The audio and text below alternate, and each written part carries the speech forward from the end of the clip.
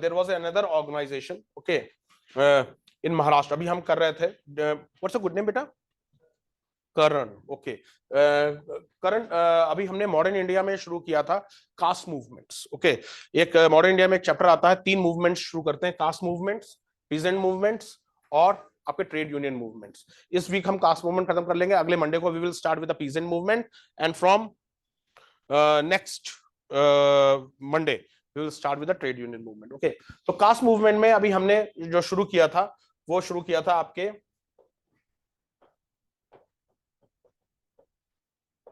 Western India से शुरू किया था।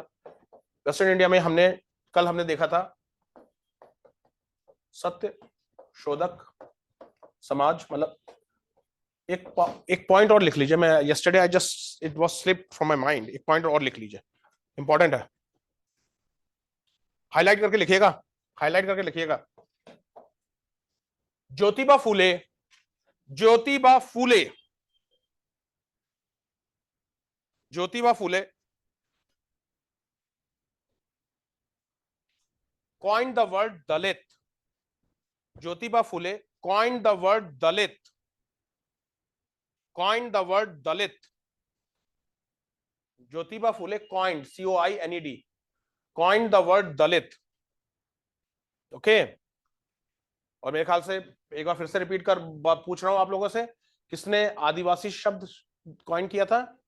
ठक्कर, अमृतलाल ठक्कर, जिन्हें ठक्कर बप्पा भी कहा जाता है। अमृतलाल ठक्कर, आदिवासी शब्द अमृतलाल ठक्कर ने किया था, जो दलित वर्ड ज्योतिबा फूले ने किया था, okay.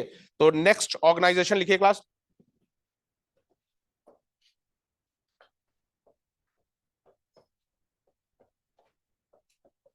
Depressed class mission society,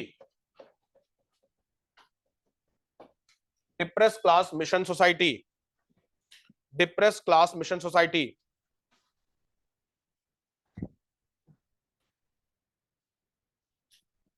This was another organization in Western India. This was another organization in Western India which was established in the year 1906. This was another organization in Western India which was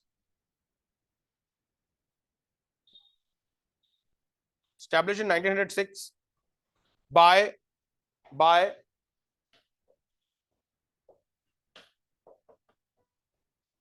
Vitthal Ramji Shinde, by Vitthal Ramji Shinde, 6, which was established by Vitthal Ramji Shinde, SHINDA, Shinde. The main objective of this organization was to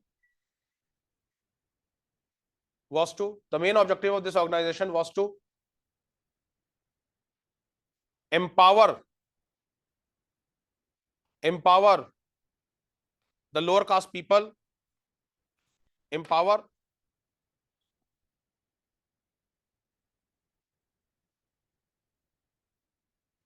lower class people for their rights,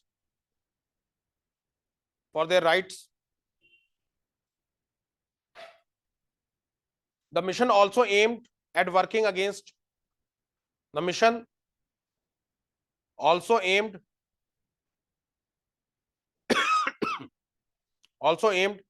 working against the evils of untouchability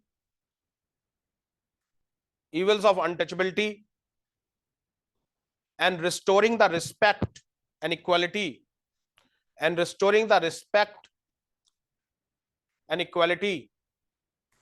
for all caste and classes,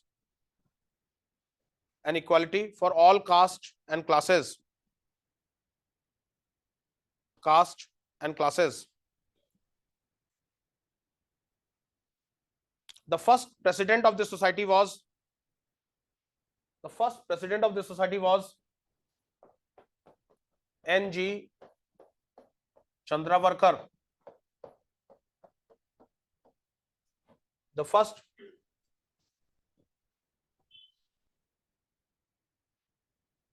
The first president of this society was N.G. Chandravarkar.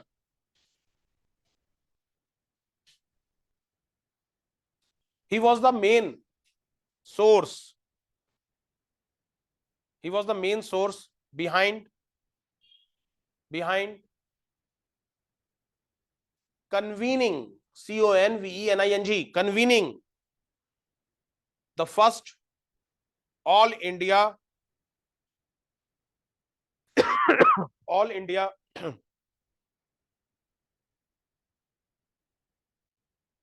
all India depressed class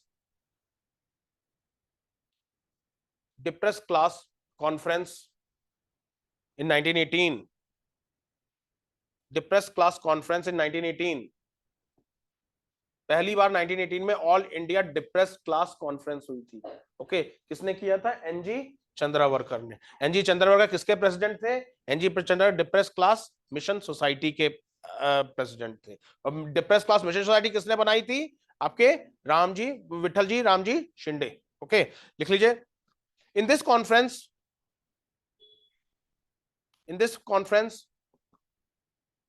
a memorandum was published. A memorandum was published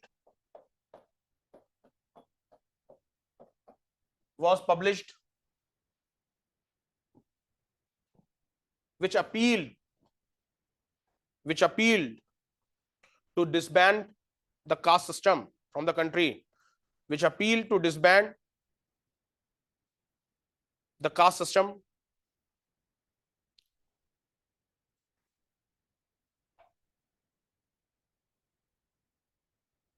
from the country. Full stop. Clear है guys? Okay. So यहाँ पे ये चीज खत्म होती है. Next, अभी भी हम नीचे ही रहेंगे. अभी वेस्ट इंडिया किया है, अब थोड़ा सा साउथ इंडिया बढ़ते हैं. ओके, और हैविंग डाली क्लास.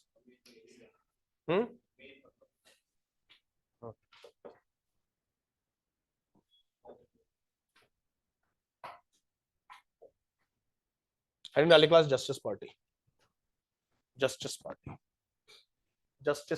पार्टी या जस्टिस मूवमेंट या जस्टिस पार्टी.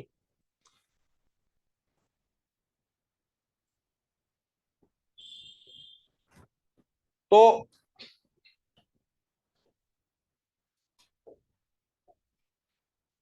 ये जो जस्टिस पार्टी है, या मैं इसे कहूं जस्टिस मूवमेंट है. जस्टिस मूवमेंट जो है, ये पहली इंडियाज फर्स्ट द्रविड़ मूवमेंट रही है. India's first Dravid movement is the justice movement. Okay, justice movement आपके लोअर कास्ट ने नहीं बनाई थी. जस्टिस मूवमेंट आपके उन कास्ट ने बनाई थी जो, जैसे मैंने आपको साउथ में बताया था, साउथ की डेमोग्राफी ऐसी है, आइदर यू आर ब्राह्मण और यू आर बैकवर्ड. ओके, तो जस्टिस मूवमेंट थी वो मिडिल क्लास, जो they were not the lower class. Okay, जैसे तेलुगु में Reddys are equal to Yadavs in north India. जैसे कहा जाता है Yadavs are not at all backwards. Yadav एक डोमिनेंट क्लास है भाई. जैसे मैंने कहा ना, कृष्ण भगवान हमारे यदुवंशी रहे, तो how can you say that class is backward. Okay, वो बात अलग है कि वोट बैंक पॉलिटिक्स में आपने कर रखा है, बट यादव नॉर्थ इंडिया में, जैसे फॉर एग्जांपल 2014 में जाते जाते यूपीए गवर्नमेंट ने जाट्स को भी ओबीसी का आरक्षण दे दिया. तो जब बाद में कोर्ट केस लगा, सुप्रीम कोर्ट ने मना कि भाई हमें ये बता दो कि how Jats are socially and educationally backward. भाई हमारे क्या आरक्षण शैक्षिक और आपके सामाजिक पिछड़ेपन पे मिलता है. शैक्षिक और सामाजिक पिछड़ेपन पे मिलता है. ओके, अब जैसे महाराष्ट्र में इस समय मराठास को आरक्षण देने की बात हो रही है, तो अब उनको कोर्ट में यह प्रूव करना पड़ेगा कि as a whole Marathas are socially and educationally backward. अगर नहीं प्रूव कर पाए तो आरक्षण, भले आप कितना भी परसेंट आरक्षण, कोर्ट कैंसिल कर देगा आरक्षण. हमारे यहाँ आरक्षण सिर्फ और सिर्फ दो पे मिलता है, शैक्षिक और आपके सामाजिक. नरेंद्र मोदी जी ने 2019 में इसमें आर्थिक रूप में भी इकोनॉमिक वीकर सेक्शन ऐड कर दिया है। या तो आप कॉन्स्टिट्यूशन में बदलाव करो तब आप कर सकते हो, नहीं तो ऐसे नहीं कर सकते, खाना पूर्ति नहीं चल सकती। तो आपके जो सबसे पहले जो हमारे क्या द्रविड़ मूवमेंट शुरू हुई थी वो आपके जस्टिस मूवमेंट शुरू हुई थी। ये इसमें मिडिल क्लास की मूवमेंट थी, मतलब जो पढ़ लिख गए थे ब्रिटिश पीरियड में मॉडर्न स्कूल्स की वजह से, मॉडर्न एजुकेशन की वजह से इन लोग ने पढ़ लिया, पर जब नौकरी करने की बात आई तो देखा सारे जॉब्स तो ब्राह्मण्स के हाथ में।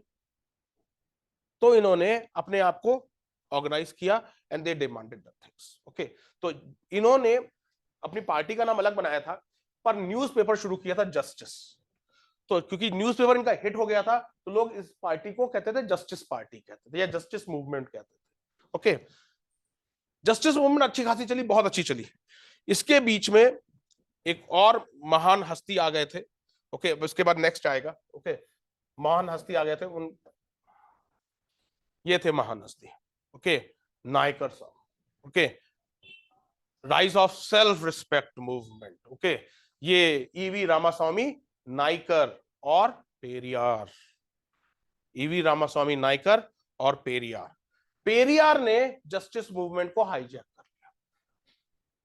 अब इन बेचारे का क्या करना था? ओके, ये बेचारे, he was once refused a meal on a visit to Kashi because of his caste, which turned him towards atheism. Kashi गए थे और वहां जहां भंडारा चल रहा था, इनको उस भंडारे में बैठने नहीं दिया। तो उसने लिखा था, if God is the root cause of our degradation, destroy that God, if it is religion, destroy it. इतना हिंदू धर्म से चिढ़ गए थे कि जब अभी पढ़ाएंगे सेल्फ रिस्पेक्ट मूवमेंट में, पेरियार और उनके समर्थक हिंदू गॉड्स की मूर्ति बीच चौराहे पर रखते थे और जूतों की माला, जैसे जिस तरीके से भी डेरोगेशन किया जा सकता था वो करते थे। है हाँ, ये सर ईवी रामा समझ, डीएमके देख लीजिए, डीएमके कभी दिवाली विशेष नहीं, कभी होली विशेष नहीं, कोई दशहरा विशेष नहीं, पर क्रिसमस की विश जाएगी, ईद की विश जाएगी। ओके, डीएमके कभी नहीं भी हिंदू त्योहार में विश करते। ओके, तो डीएमके के रियल संस्थापक कौन थे? EV Ramaswamy Naicker. Justice movement बहुत अच्छी चल रही थी, पर अचानक पेरियार आ जाते हैं और पेरियार जस्टिस मूवमेंट को हाईजैक कर लेते हैं। इस कारण से कहा जस्टिस मूवमेंट वीक हो गई। और कौन सी मूवमेंट हिट हो गई?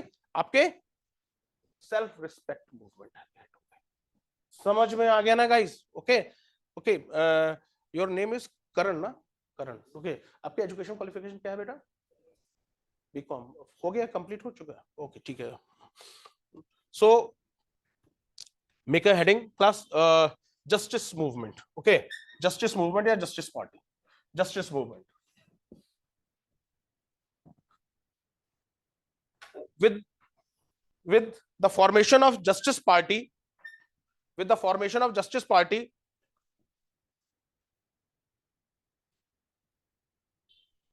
we can say the Dravidian movement started. The Dravidian movement started in the country. Dravidian movement started in the country. Started in the country. The justice movement was an intermediate caste movement. The justice movement was an intermediate caste movement.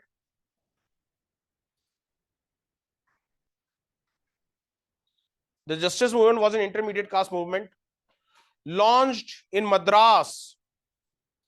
Launched in Madras on 20th November 1916. Launched in Madras on 20th November 1916 by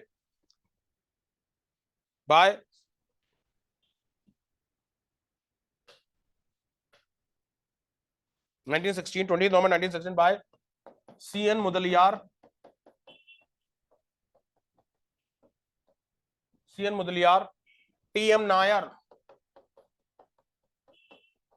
T.M. Nair, P. Tyagaraja Chetty,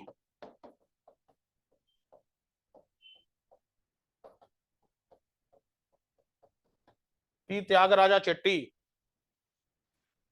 P Tyagaraja Chetty and Raja of पनगल,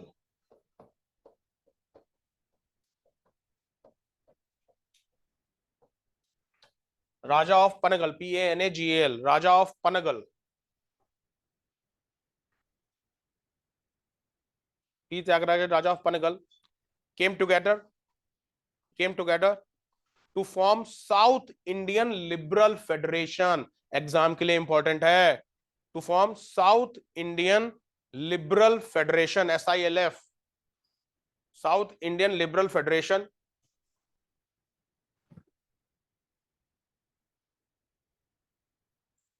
south Indian Liberal Federation.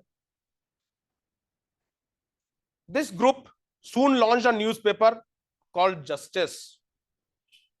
This group soon launched a newspaper called Justice. This group soon launched a newspaper called Justice, and thus the group was also known as Justice Party. And thus the group was also known as Justice Party.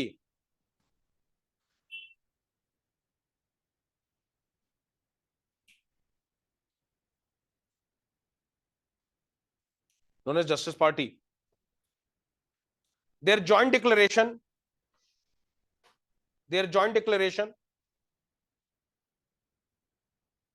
which came to be called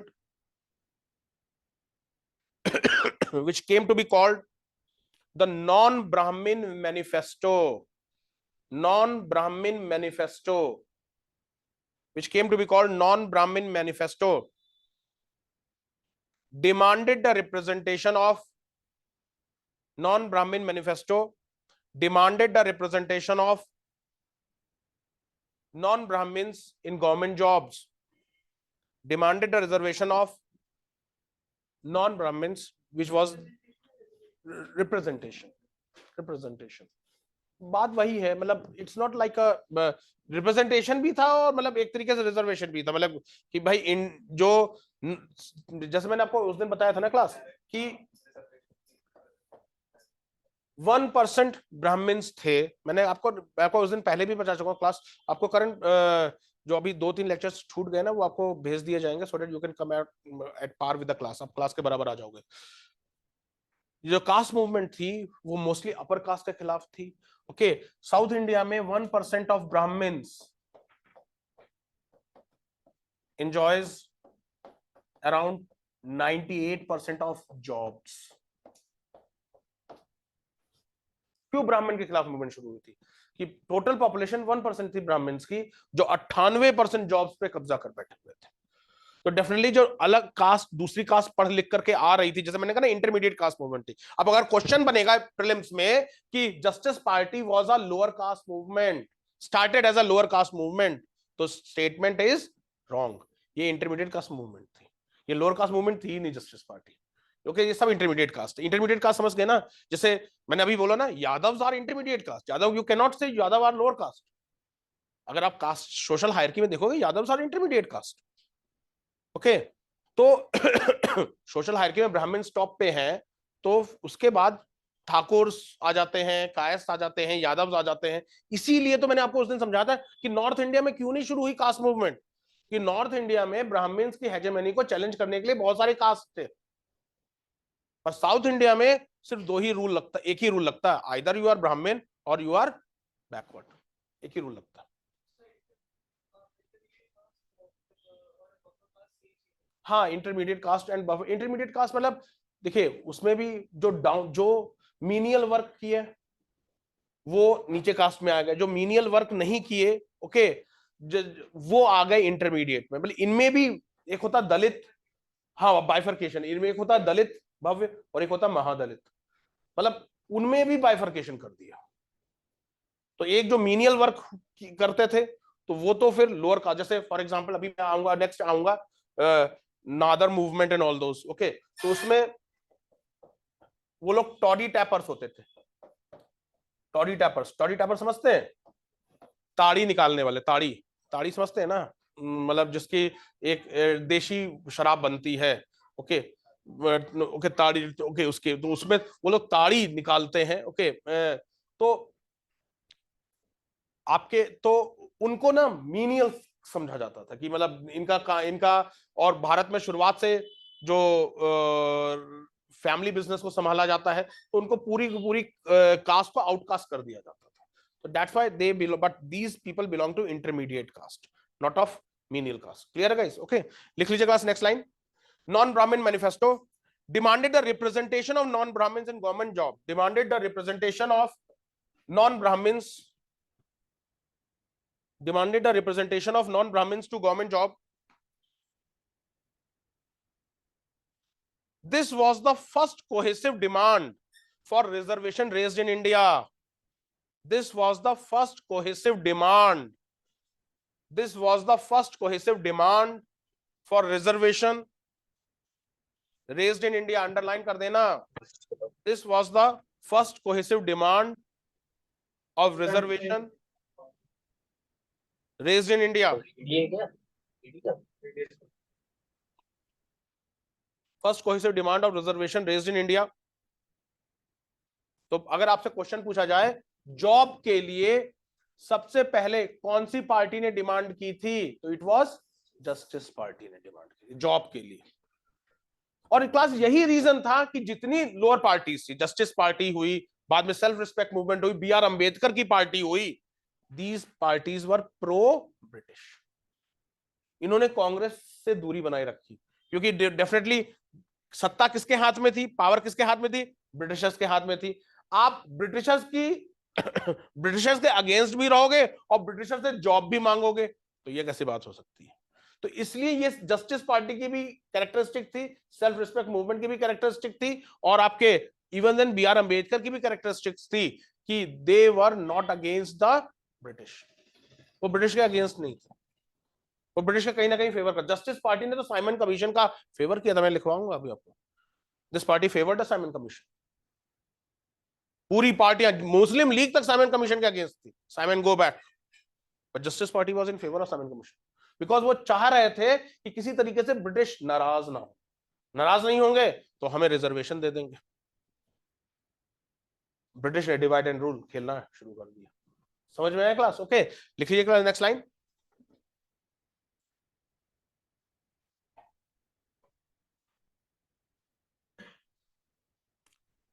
The Justice Party was against Brahmin predominance. Justice Party was against Brahmin predominance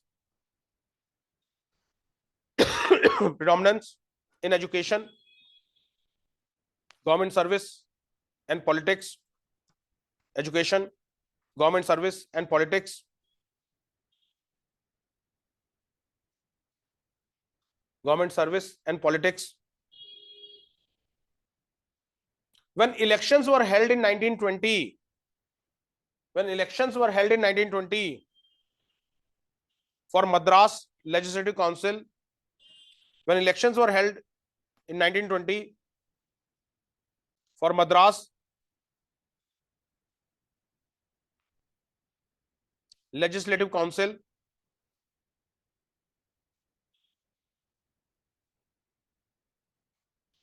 Legislative Council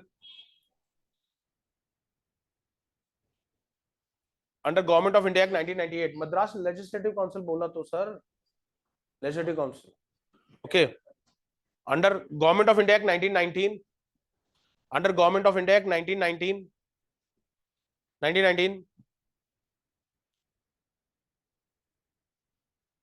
Justice Party won that election. Justice Party won that election because Indian National Congress boycotted it. Because Indian National Congress boycotted it. क्यों किया था boycott?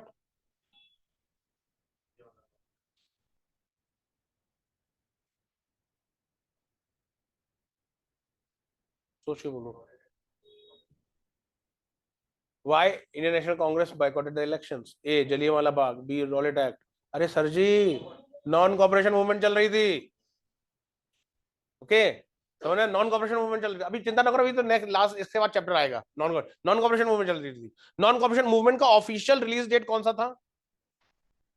Uttarakhand pieces ऐसे ही पूछता है खतरनाक question, वो date पूछ लेता। उत्तराखंड पीसेस की ये थोड़ी नेगेटिव है, वो डेट पूछ लेता।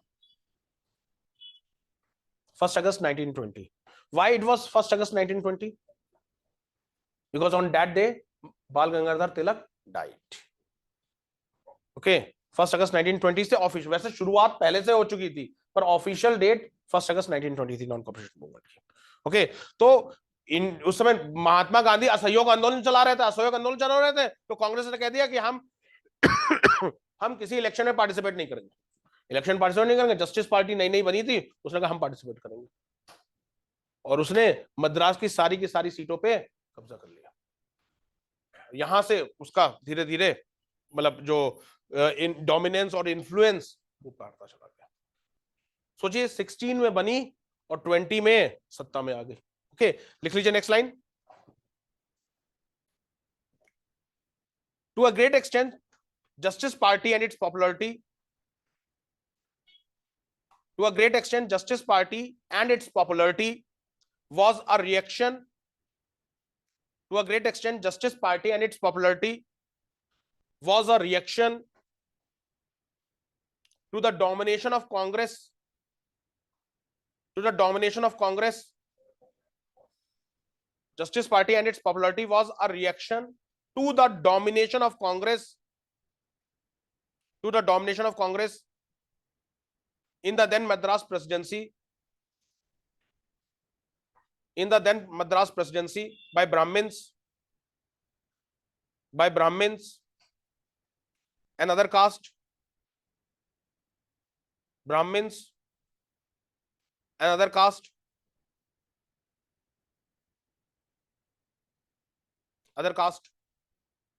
other upper caste लिख लीजिएगा ना, other upper caste. The Justice Party was responsible for many changes. Justice Party was responsible for many changes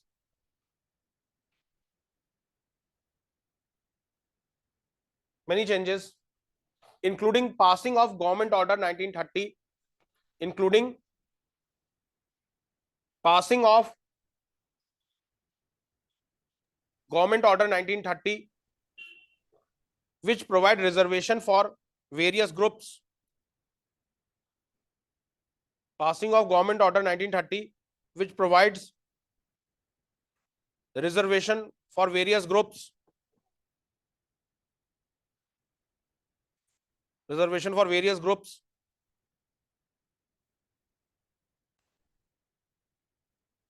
including non-Brahmin Hindus, including non-Brahmin Hindus,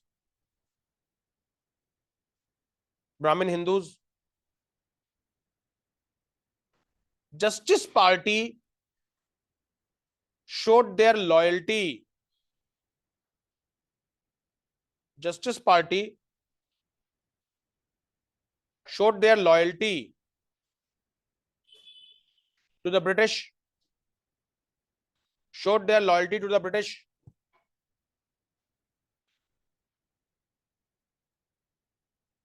And they keep distance from the Congress.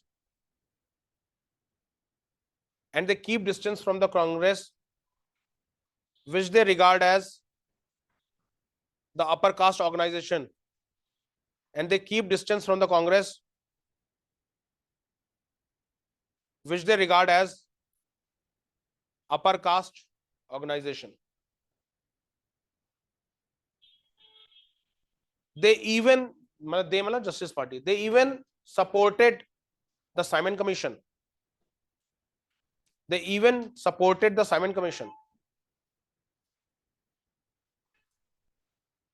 Supported the Simon Commission.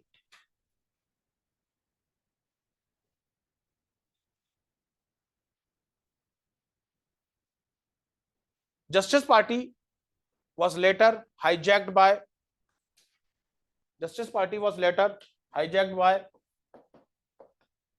E.V. Ramaswamy Naikar, better known as Periyar. E.V. Ramaswamy Naikar, better known as Periyar, PRIYAR, Periyar.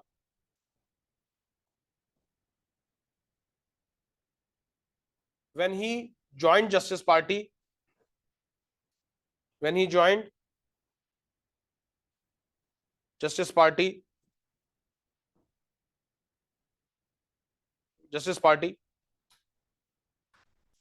but later on launched his own movement launched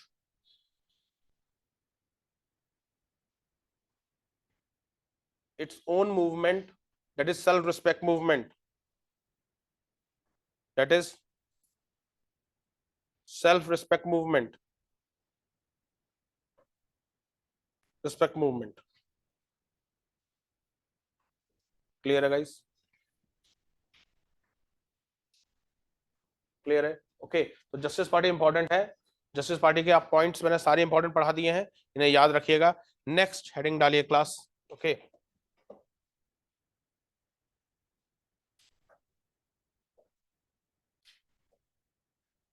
self respect movement, self respect movement, self respect movement, self respect movement. तो जैसे मैंने आपको बताया था, या जो मैंने अभी आपको बताया था, इधर बताया था, okay,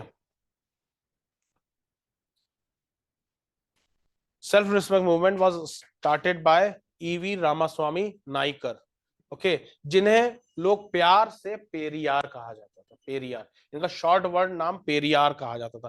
Periyar, affectionately called Periyar, which means respected one और elder in तमिलनाडु। जैसे गुजराती में मोटा भाई कहते हैं ना, मोटा भाई, मोटा भाई बड़े भाई को कहा जाता है, ओके, तो वैसे ही आपके तमिल में मोटा भाई का बराबर है पेरियार, पेरियार, ओके। पेरियार, अभी इंडियन ज्योग्राफी भी चल रही है और शायद रिवर सिस्टम चल रहा है। पेरियार कहाँ की नदी है? केरला की। क्या खास बात है?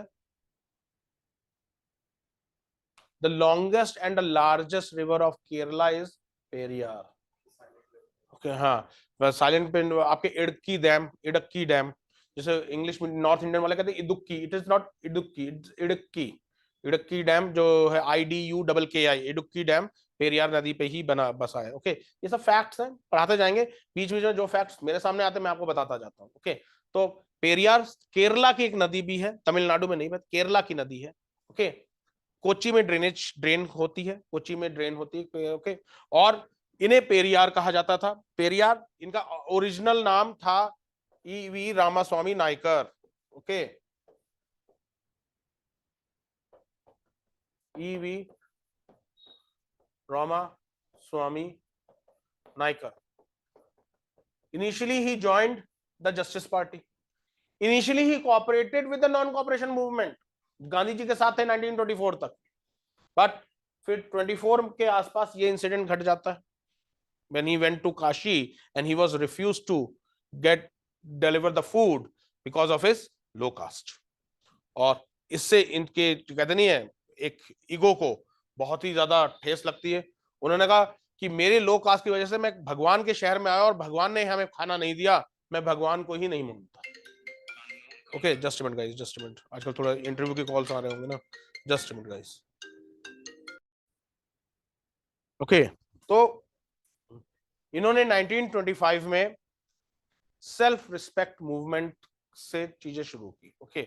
इनिशियली जस्टिस पार्टी के थे, सेल्फ रिस्पेक्ट मूवमेंट शुरू की, बाद में जस्टिस पार्टी के प्रेसिडेंट भी बने, बट सेल्फ रिस्पेक्ट मूवमेंट इतनी पॉपुलर हो गई कि आगे चल करके लेट 30s में जस्टिस पार्टी ही सेल्फ रिस्पेक्ट मूवमेंट मिल गई, ठीक है। इन्हीं की आइडियोलॉजी शुरू हुई द्रविड़ मुनेत्र कगजम, ओके, DMK, इन्होंने ही DMK की नींव रखी। बल्कि इन्होंने डिमांड भी की कि we want a separate Dravid land. जब पाकिस्तान का हुआ, लेके रहेंगे पाकिस्तान, लड़के रहेंगे पाकिस्तान 1940 में, तो he even demanded that Tamil should have a separate Dravid land. तो आज कहीं ना कहीं जो सेपरेट तमिल का जो कहे, उसके जो सीड्स हैं वो कहीं ना कहीं सेल्फ रिस्पेक्ट मूवमेंट की तरफ से जाते हैं। ये DMK एक्चुअली क्यों हुआ, वो सेपरेट क्यों हुआ, क्योंकि इन्होंने काफी ओल्ड एज में सेकंड मैरिज की थी। उससे जो इनके जो फॉलोअर्स थे ना, उनको काफी धक्का लगा। Okay, because her second wife was quite young compare to the Periyar. तो एक ने उनसे अपने गुरु से अलग हो गए और उन्होंने AIADMK बना दिया, all India Anna Dramuk Kazhagam.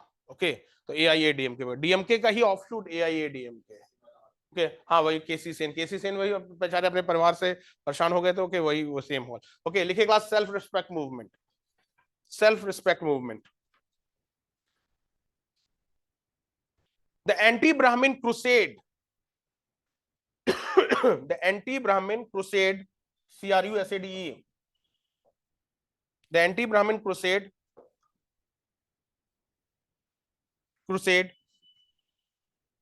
got a further impetus,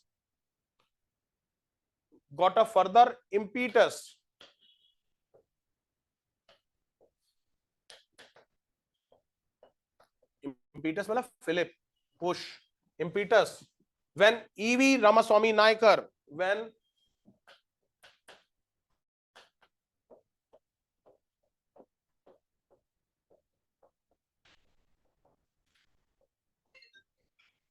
E.V. Ramaswamy Naicker, when E.V. Ramaswamy Naicker, better known as Periyar, लिखिए class, E.V. Ramaswamy Naicker, popularly known as Periyar, sir ji ध्यान दीजिए, popularly known as Periyar.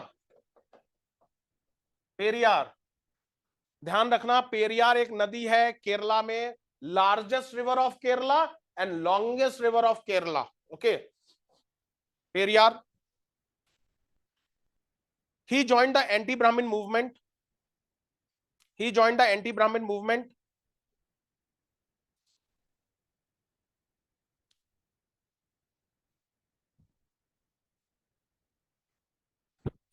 Naicker, who actively participated in non-cooperation movement,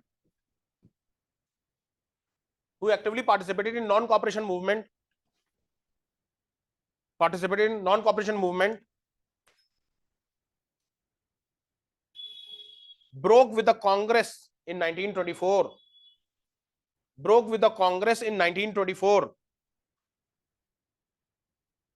to develop an anti-Brahmin,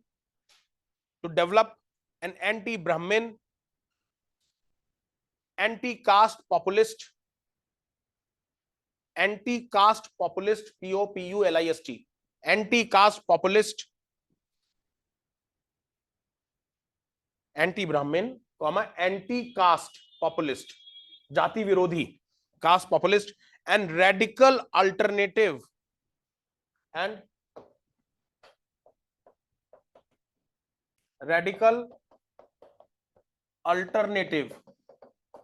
to justice movement,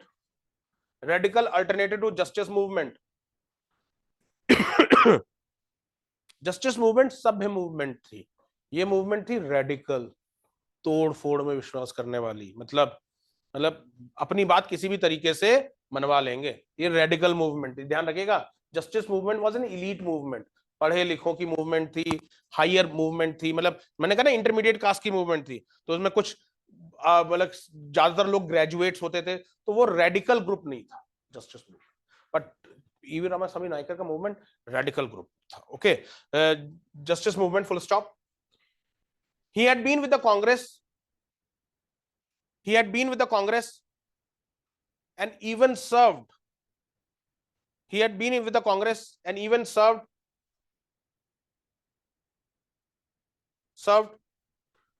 a term as president of Tamil Nadu Congress, even served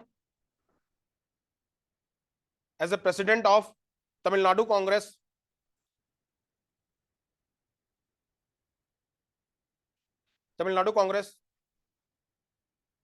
before he quit the party in 1924. Before he quit the party in 1924,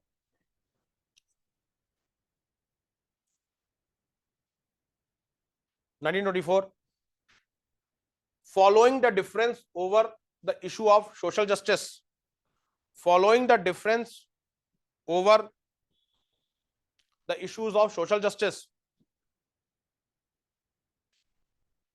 following the difference over the issues of social justice and representation of non-Brahmins, and representation of non-Brahmins,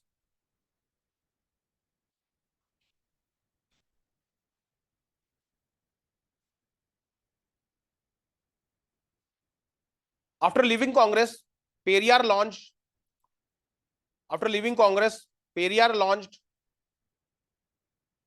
self-respect movement in 1925. After leaving Congress, Periyar launched self-respect movement in 1925. ये सब points बड़े important हैं. Self-respect movement 1925 aimed at awakening the lower caste.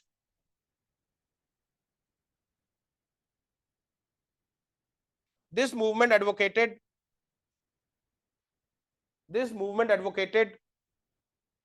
wedding without Brahmin priest. This movement advocated wedding without Brahmin priest.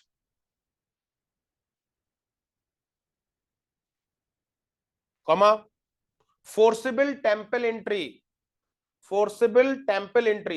मंदिरों में जबरदस्ती घुसना, क्योंकि lower caste को अलाउ नहीं होता था. Forcible temple entry.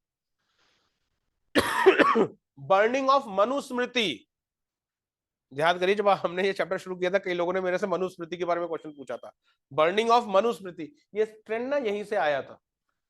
Burning of Manusmriti and outright atheism at time, and outright atheism मतलब हम भगवान को मानते ही नहीं. Outright atheism at times. outright atheism at times.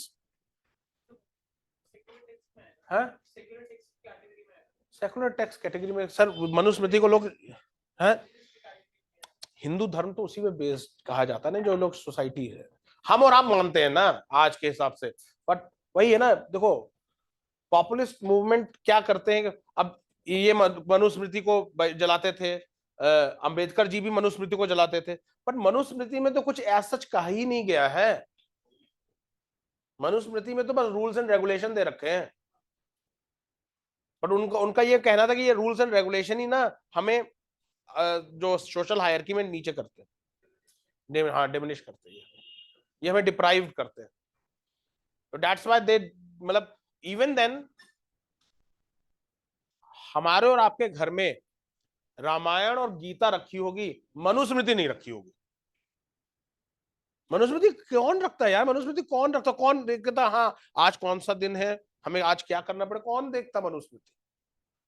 But इतना पॉपुलेशन, इतना पॉपुलराइज कर दिया कि मनुस्मृति को हम जलाएंगे. मनुस्मृति मनुस्मृति क्या है? मनुस्मृति को समझिए. पहले एक बार मैं पहले भी लेक्चर में बता, जब ये चैप्टर शुरू किया था तब आप लोगों ने भी मनुस्मृति पे बहुत सारे क्वेश्चन किए थे. Manusmriti guys 1st century AD में कंपाइलेशन एक डूज एंड डोंट्स की बुक है. डूज एंड डोंट्स की बुक मतलब एक नॉर्मल हिंदू को क्या करना चाहिए और एक क्या नहीं करना चाहिए. ओके, जैसे उसमें कई सारी चीजें थी. जैसे हिंदू में कहा जाता है ना कि इन जनरल तलाक नहीं हो सकता. डाइवोर्स हिंदू रिलीजन में का कोई कॉन्सेप्ट ही नहीं है. ये तो हिंदू लॉ के तहत आया है सर जी. ओके, अगर जैसे मनुस्मृति को ही अगेन कोट कर रहा हूं, मनुस्मृति में कई चीजें कंट्रोवर्शियल है. जैसे मनुस्मृति का एक लाइन है, लिटरली मतलब मैंने मनुस्मृति पढ़ी नहीं है, पर मैं ये जो मैंने ब्लॉग्स पढ़े वहां से मैं कोट कर रहा हूँ, क्योंकि लाइव जा रहा है ना, कल को आप मेरी बात पकड़ लोगे, हाँ सर आप तो ये कह रहे थे, तो मैं कह रहा हूँ मनुस्मृति मैंने नहीं पढ़ी मनुस्मृति. ओके, तो मनुस्मृति में ये कई बार कोट किया जाता है कि मनुस्मृति में कहा जाता है कि जो वुमेन है उनको हमेशा सबड्यू करके रहना चाहिए. अब मनुस्मृति में कहा गया ना, मनुस्मृति में कहा गया जैसे पहले गर्ल पिता के अंडर में रहती है, फिर पति के अंडर में रहती है, फिर बेटों के अंडर में रहती है. मतलब वुमेन का इंडिपेंडेंटनेस मनुस्मृति में नहीं कहा गया है. तो ये उनका पॉइंट ऑफ व्यू है ना, उस समय का पॉइंट ऑफ व्यू है, आप इसे जनरलाइज नहीं कर सकते। ओके मनुस्मृति में कहा गया, जैसे हमने कहा ना अभी हिंदू धर्म में डाइवोर्स का कॉन्सेप्ट नहीं है इन जनरल, डाइवोर्स का कॉन्सेप्ट पर जैसे सपोज पुराने समय में कोई अगर ट्रेड पे जाता था और वापस नहीं आए हस्बैंड, तो the women has to wait for 7 years. After 7 years she has the right to remarry, she has the right to remarry. Okay तो कहने का कॉन्सेप्ट ये मनुस्मृति उस समय के रूल्स एंड रेगुलेशन का कंपाइलेशन है। आज भी अगर कोई जैसे कोई बीच चौराहे पे कहे कि मैं मनुस्मृति जलाऊंगा, तो मेरे ख्याल से आपको हमको किसी को फिर हमें जलाओ है। हाँ कोई कोई दिक्कत नहीं, किसी को दिक्कत नहीं है। कोई अब देखो वो बात अलग है कैसे मनुष्य, मतलब आप समझ रहे हो क्लास। बट हाँ यही आप कोई सीक्रेट टेक्स्ट है, सीधे आईपीसी की धारा लग जाएगी आपके पास, आपके ऊपर, धार्मिक भावना को बढ़ाने की। ओके और गैर जमानती भी लग जाएगी, जमानत भी नहीं होगी। ओके कॉन्स्टिट्यूशनल टेक्स्ट है, आप कॉन्स्टिट्यूशन को नहीं जला सकते, फ्लैग को नहीं जला सकते, सीधे सीधे आईपीसी क्रिमिनल ऑफेंस लग जाएगा। पर मनुस्मृति कोई ऐसा कुछ है ही नहीं Manusmriti. But these people just like Ramaswamy Naicker, B R Ambedkar या अदर पीपल्स जो रहे, उन्होंने मनुस्मृति को एज अपर कास्ट हिंदूज का एक सिंबल लिया। when they burn manusmriti na, they try to show that we are distinct, we are we are moving away from Hinduism, ये इनका कहना था। जैसा जो आपने क्वेश्चन उठा भाव कि मनुस्मृति से सेकुलर टेक्स्ट, क्योंकि उसमें धर्म की बातें ही नहीं कही गई हैं। ये आपका आईएएस का मेंस का क्वेश्चन है बेटा, दैट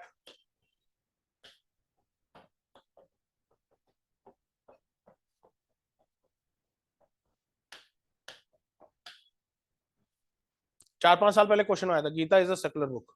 मतलब क्वेश्चन और बड़ा था, मैंने इनका general song, Gita is a secular book, agree और नॉट?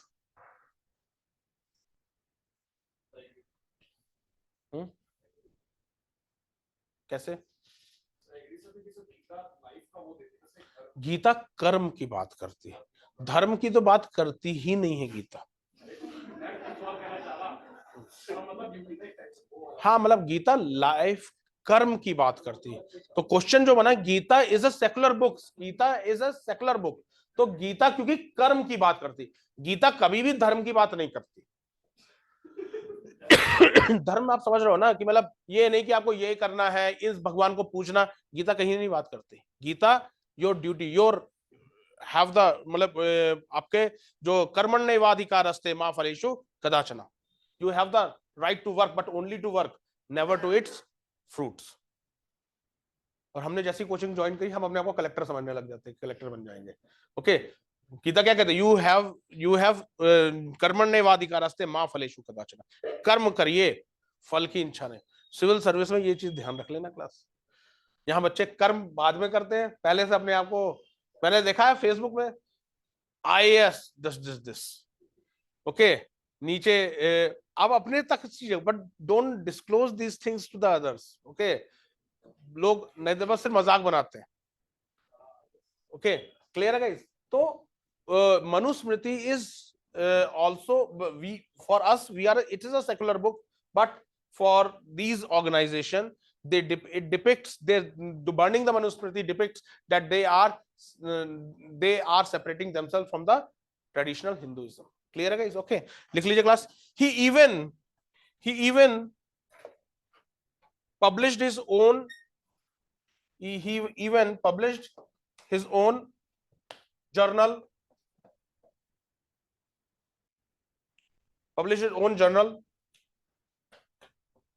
कुदी अरसु, कुड़ी नहीं है, ध्यान रखना, कुदी अरसु, to propagate his ideas,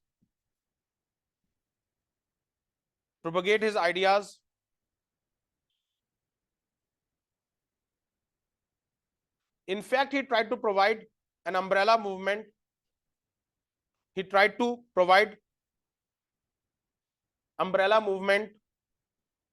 to all non Brahmins of South India, to provide umbrella movement.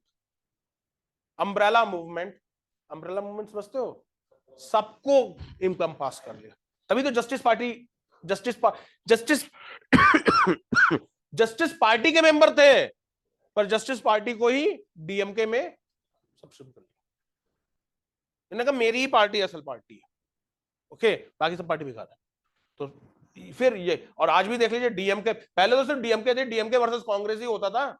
फिर बाद में डीएमके, जैसे मैंने कहा ना, मैरिज, इनकी मैरिज के बाद डीएमके में दो ढाल हो गए, तो फिर डीएमके, एआईएडीएमके और कांग्रेस। और आज भी तमिलनाडु में सिर्फ तीन ही पार्टी की होता है, कांग्रेस, डीएमके और एआईएडीएमके। कांग्रेस और डीएमके में हमेशा एक गठजोड़ बना रहता है, तो कांग्रेस डीएमके एक साइड रहते हैं और एआईएडीएमके अलग रहती है। कांग्रेस आज भी तीन वो तमिलनाडु में, लिख लीजिए, लिख लीजिए। The umbrella movement to all non Brahmin south India, और to all non Brahmins of south India.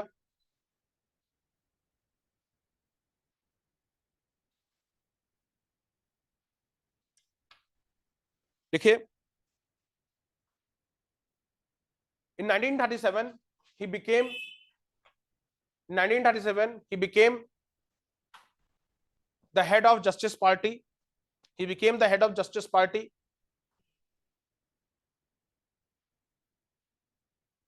He became the head of Justice Party,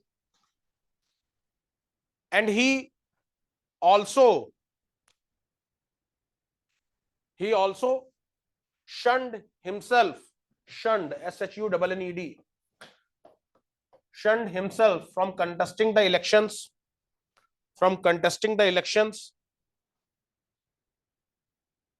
elections under Government of India Act 1935, and confining himself to the role of Act 1935, 1935 का elections 1937 में हुए थे, and confined himself to the role of non-Brahmin movement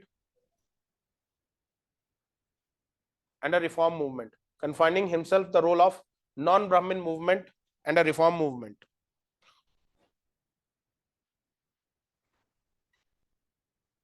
Movement and the reform movement. In the historic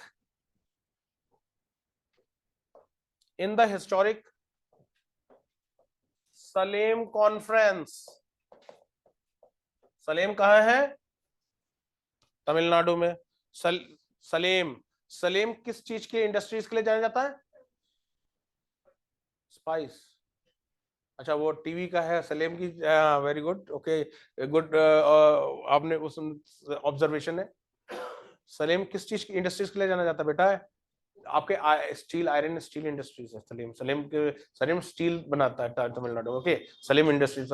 Salem कहाँ है? तमिलनाडु में। Salem conference in 1944, Salem conference in 1944, Justice Party was renamed as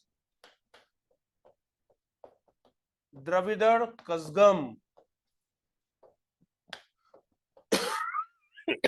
Justice Party was renamed as Dravidar Kazhagam.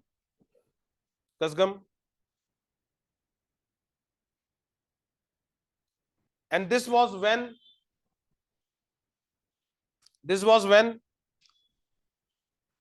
Periyar came up with the concept of,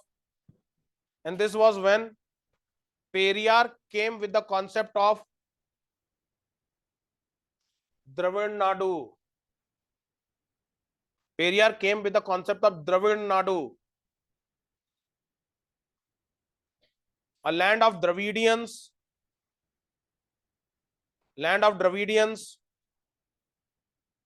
on the lines of separate state for Muslim League. A land of Dravidians on the lines of separate state for the Muslim League. Dravidians on the lines of separate state for Muslim League. मतलब जैसे मुस्लिम league Pakistan मांग रहे थे, ये द्रविड़ नाडु मांग रहे थे, और कुछ डिप्रेस क्लास के लोग दलितिस्तान मांग रहे थे। मतलब सोचो, पाकिस्तान, दलितिस्तान, द्रविड़ नाडु, वो कह रहे हैं हम हैदराबाद अलग से लेंगे। मतलब ओके, तो मतलब कितना मुश्किल यूनाइटेड इंडिया बनाना। हर छोटी छोटी प्रिंसिपैलिटी अपना इंडिपेंडेंटनेस का ख्वाब देख रही थी, क्योंकि सबको मालूम था 4-5 साल के अंदर ये अंग्रेज छोड़ के चले जा रहे हैं। ओके, और उधर हाँ नॉर्थ ईस्ट में अपने लोग अलग परचम बुलंद करके हम अपना इंडिपेंडेंट रहेंगे। ओके, तो ये इन्होंने भी कहा कि भाई जब गंगा बह ही रही है तो हम भी हाथ धो लेते हैं, तो जब मुस्लिम लीग पाकिस्तान बनाएंगे तो हम द्रविड़ नाडु बनाएंगे। ओके, आज भी देख लो, कभी आप गूगल में सर्च करना, you will come to know, छोटा सा बीज अभी भी जिंदा है। वो कहता है तमिलनाडु, केरल, कर्नाटका और आंध्र प्रदेश को लेकर के साथ में श्रीलंका और अंडमान निकोबार और साउथ ईस्ट एशिया में मलेशिया और इंडोनेशिया भी, मतलब इन जनरल जहां जहां चोल एम्पायर था ना, कि चोल एम्पायर है वो हमारा है। हम इंडियंस ही मतलब थोड़े से डफर टाइप के हैं कि हम कहते हैं कि हम अफगानिस्तान हमारा, मौर्य तो अफगानिस्तान तक थे। हम कभी नहीं कहते कि अफगानिस्तान हमारा। अखंड भारत पाकिस्तान तक है, तब अफगानिस्तान कहाँ है? Afghanistan. Okay, okay.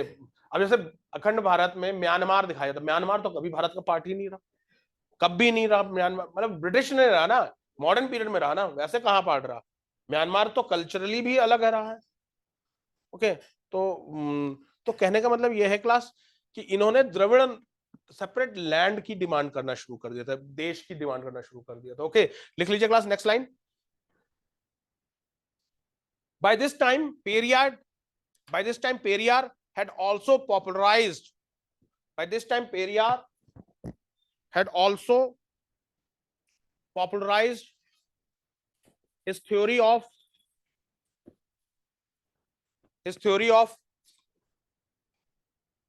Aryan invasion of Dravidian land. Aryan invasion of Dravidian land.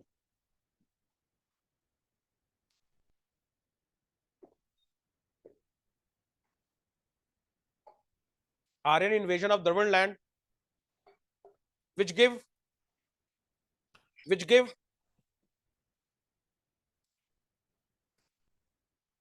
virulent, virulent, aggressive, virulent note to anti-Brahmin movement. Note, N-O-T-E, virulent note to anti-Brahmin movement.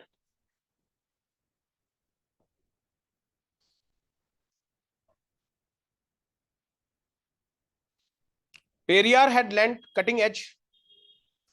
Periyar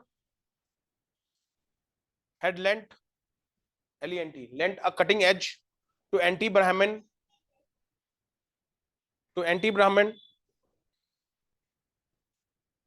tirades, Tirades, anti-Brahmin tirades by targeting Hindu religion and its practices.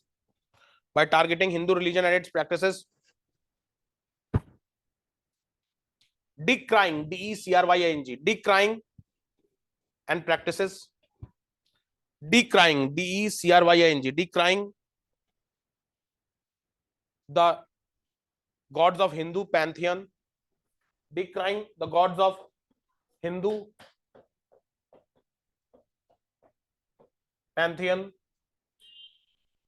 D-E-C-R-Y-I-N-G, decrying the gods of Hindu pantheon and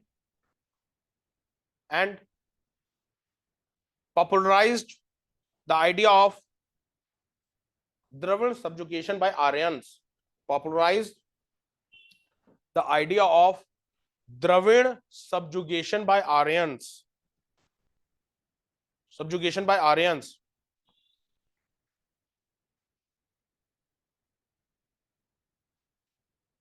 It was basically because of the agitation. It was basically because of the agitation by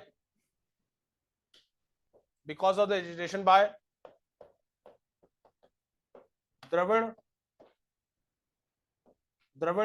Kazhagam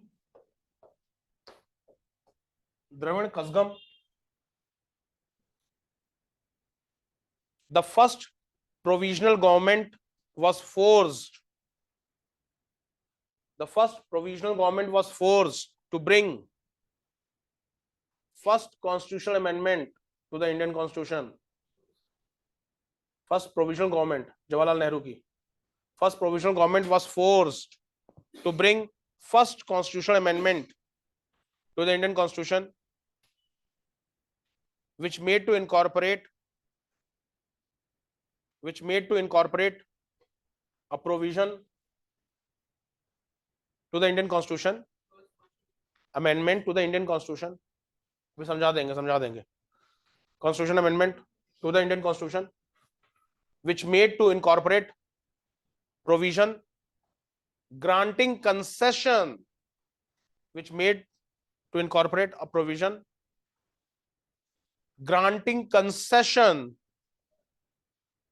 to the socially and economically backward class. Provision granting concession to the socially and economically backward class.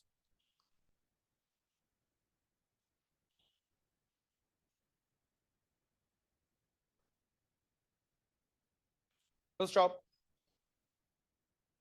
If you remember, old student remained करेंगे, नए students अभी मतलब आपको बता देता हूँ, old student जानते होंगे फर्स्ट कॉन्स्टिट्यूशन अमेंडमेंट तरुषी कब आया था, क्यों आया था, क्यों आया था बेटा?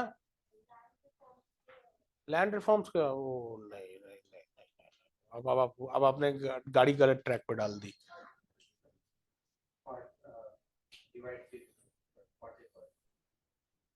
सब भूल गए। कल्पना, इस अप्रैल में आपको 1 साल हो जाए, अप्रैल में आपने शुरू किया था ना क्लासेस, फर्स्ट मई में, चलो ठीक है, मई में।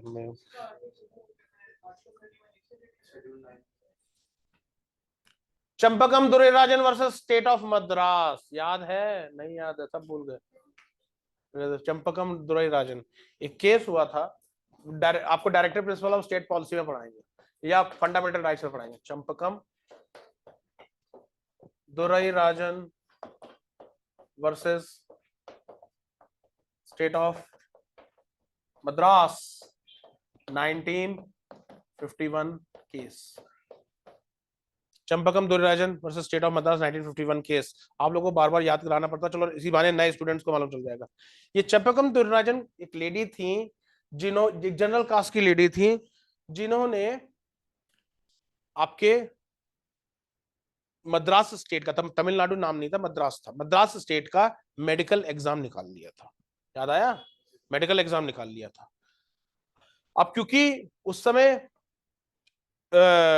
समय सोशल ऑर्डर चल रहा था 1930 का, जिसमें रिजर्वेशन का प्रोविजन था ब्रिटिश काल में, इस कारण से इनको सीट नहीं ऑफर की गई। ये इस चीज को कि हमने रिटन एग्जाम निकाला तो हमें सीट क्यों नहीं ऑफर की जाएगी, ये चली गई आपके सुप्रीम कोर्ट। सुप्रीम कोर्ट में अब इस केस का सबसे बड़ा क्या असर पड़ा, सुप्रीम कोर्ट में 2 चीज की लड़ाई हो गई। ये बात कर रही थी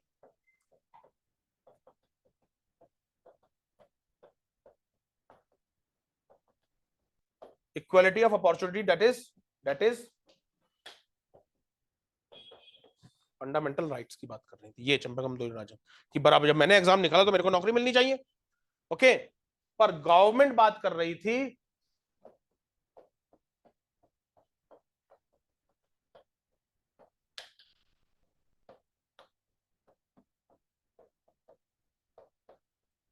deprived classes, that is directive principle of state policy, DPSP.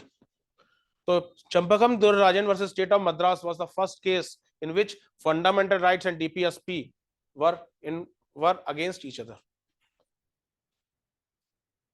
तो देखते हैं मतलब इन जनरल कितना कुछ याद आप पॉल साइंस से कर रहे हो बेटा, लॉ कर रहे हो, लॉ, ओके, लॉ तो कर ही रहे थे शायद, okay, anyways.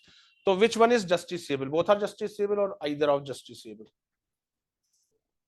Fundamental rights are justice, सब जानते हैं सिविक्स की फंडामेंटल, हमारा और आपका फंडामेंटल राइट अगर वायलेट होता है तो हम कोर्ट जा सकते हैं, जस्टिसेबल होता है, ठीक है। तो सुप्रीम कोर्ट के पास गए, सुप्रीम कोर्ट ने कहा ठीक है, जब ये रिजर्वेशन का कॉन्सेप्ट डीपीएसपी है और इक्वालिटी ऑफ अपॉर्चुनिटी है आर्टिकल 16 में जॉब का, तो जब ये डीपीएसपी नॉन जस्टिसेबल है, फंडामेंटल जस्टिसेबल है, चंपकम दोराजन को नौकरी मिलनी चाहिए, मतलब सीट मिलनी चाहिए चंपकम दोराजन को। जब चंपकम दोराजन को सीट मिलनी चाहिए तो भैया जवाहरलाल नेहरू का पूरा कैबिनेट हिल गया कि इस तरीके से तो हम किसी भी बैकवर्ड क्लास को रिजर्वेशन नहीं दे पाएंगे। आनंद फानन में क्या किया, फर्स्ट कॉन्स्टिट्यूशनल अमेंडमेंट। बेटा फर्स्ट कॉन्स्टिट्यूशनल अमेंडमेंट तब भारत में कॉन्स्टिट्यूशन बन गया था जब पहली लोकसभा भी नहीं बनी थी। मैंने क्या लिखवाया, प्रोविजनल गवर्नमेंट ने बनाया था। फर्स्ट कॉन्स्टिट्यूशनल अमेंडमेंट पहली लोकसभा बनने से, गठित होने से पहले ही बन गया था फर्स्ट कॉन्स्टिट्यूशन। फर्स्ट तब आनंद फानन में फर्स्ट कॉन्स्टिट्यूशनल अमेंडमेंट लाया गया। और उसी के बाद नेहरू जी ने फर्स्ट कॉन्स्टिट्यूशनल अमेंडमेंट में एक और लेके आए, 9 शेड्यूल। इसमें कहा गया कि 9 शेड्यूल में जो कानून डाले जाएंगे वो सुप्रीम कोर्ट के परव्यू, जुडिशियल रिव्यू से बाहर होंगे। नए स्टूडेंट समझा दूंगा, जब फंडामेंटल राइट शुरू करूंगा सब समझा दूंगा आपको, ओके। पर पुराने स्टूडेंट्स के लिए एक तरीके से रिवीजन का रिकैप करा रहा था इस चीज का। तो जो आप बोल रहे थे ना पहला लैंड वाला, वो तो शंकरी प्रसाद वर्सेस यूनियन ऑफ इंडिया है, वो तो राइट टू प्रॉपर्टी के वाला केस है, ओके। देखो बेटा, आप लोग जब तैयारी करते हो ना तो बहुत सारी चीजें दिमाग में रहती हैं, उसे रिकॉल कर पाना थोड़ा मुश्किल है। तो रिकॉल करने का एक ही तरीका है बेटा, समय समय पे रिवीजन। अगर आप रिवीजन नहीं करोगे सब भूल जाओगे, ओके। और जैसा आप लोगों को गलती हो रही है, सभी को होती है, जब हम भी आपके एज में थे तो एकदम से रिकॉल नहीं हो पाता था। अब क्योंकि इतनी बार बैचेस में पढ़ाना होता, साल साल में 2-2 बार टॉपिक्स चलते हैं, तो वो सब चीजें तो रिवाइज करके पूरे, मेरे को पढ़ाते हुए 15 साल हो गए। मैंने 2009 से पढ़ाना शुरू किया था और आज 2024 चल रहा है, 9 साल हो गए मेरे को पढ़ाते हुए। 9 साल में आप सोच लो कितनी बार मैंने इन सब्जेक्ट्स को पढ़ा चुका हूँ, क्लास में पढ़ा चुका हूँ। तो ये सब चीजें मोस्टली दिमाग में बैठ जा चुकी है। मतलब 15 साल हो गए ना, पर मैंने 2009 में पढ़ाना शुरू किया ना, 15 साल हो गए, 15 साल। तो कहने का मतलब ये है guys, it's all about your revision. जितना आप रिवाइज करोगे उतना ही चीजें कंठस्थ होंगी। और सिविल सर्विस में जितने नए स्टूडेंट्स हैं, ध्यान रखना, सिविल सर्विस में revision is the key to success. नया पढ़ने तो भूल जाओगे, नया पढ़ना तो सर गाइस 1 हफ्ते बाद याद नहीं रहता। अगर आप जैसे आप लोग ने अभी नया एडमिशन लिया, आपने नया एडमिशन लिया, तो आपको क्या है, जो पढ़ रहे हो ना उसको फ्रिक्वेंटली रिवाइज करना है, नहीं तो भूल जाओगे। मैं 1 महीने बाद देखो, अभी मैंने पूछा था ना कुछ कई बार, अभी किसी को याद नहीं था। तो गाइस ऐसा ही होता है। तो जैसे अभी आप मेरे को उस दिन आए थे ना, आपने कि सर इस समय हमारा क्या होना चाहिए, इस समय आपका जो क्लास की चीज है ना उसका जबरदस्त रिवीजन होना चाहिए।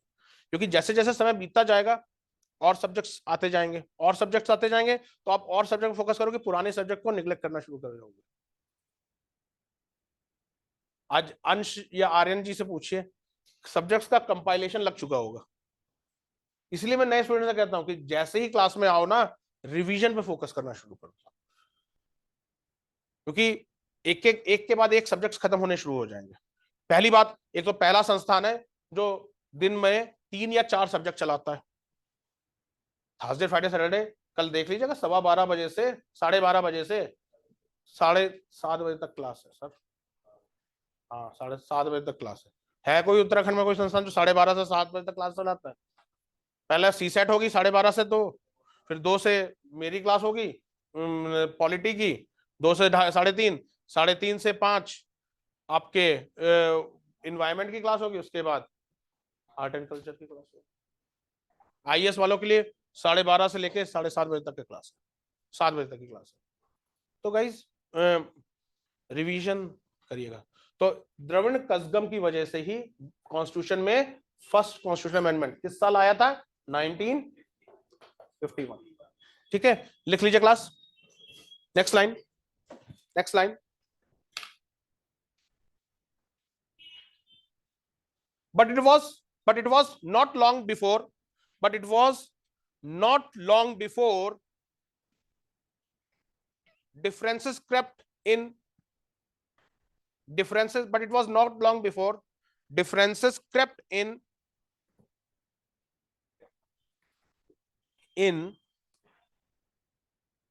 CREPT, crept in over the question whether Dravid Kasgam should remain, whether Dravid Kazhagam should remain only a social movement, only a social movement,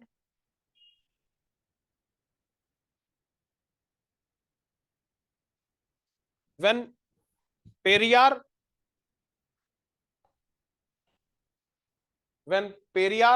married to Mani Ammai, when Periyar married to Mani Ammai, a woman much younger to him, a woman much younger to him, sparked the controversy,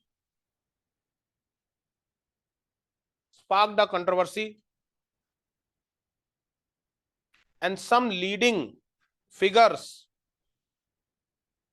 of organization, led by C.N. Annadurai, first Chief Minister of Tamil Nadu, C.N. Annadurai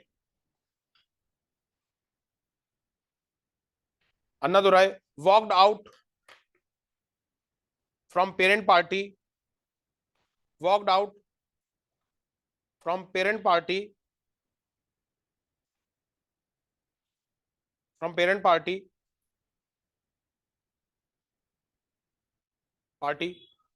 and formed Dravid Munnetra Kazhagam, Dravid Munnetra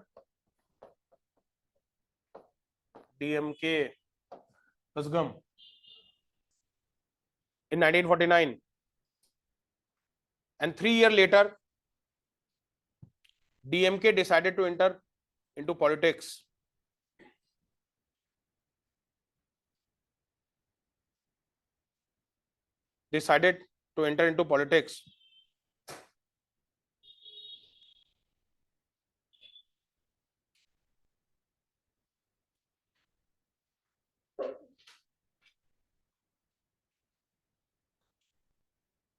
He became the fourth Chief Minister of Tamil Nadu.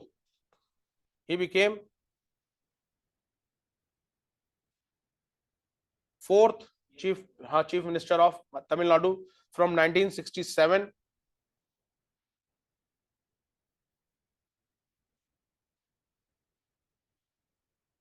till 1969.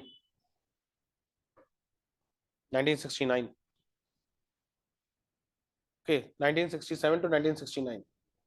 और इनकी death के बाद ही आपके who was the father of Stalin?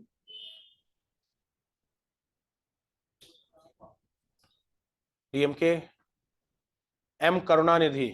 Okay, तो जब इनकी death हुई तो M करुणानिधि ने संभाली, और M करुणानिधि के सामने ही DMK फिर से बटी, वो DMK बन गई DMK एंड AIADMK.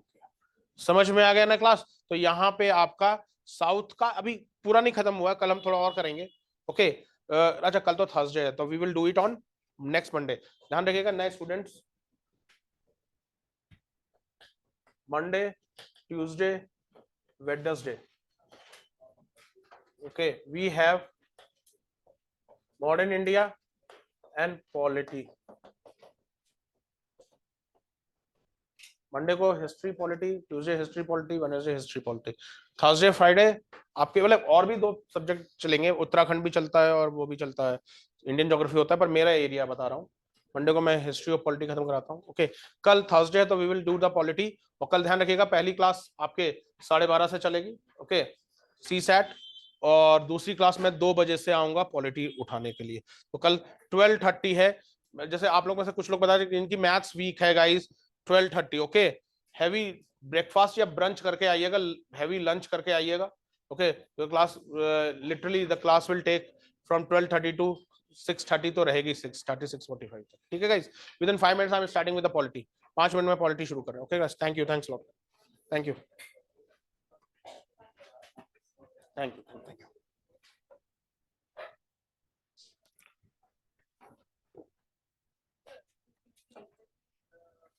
स्टेट्स है जो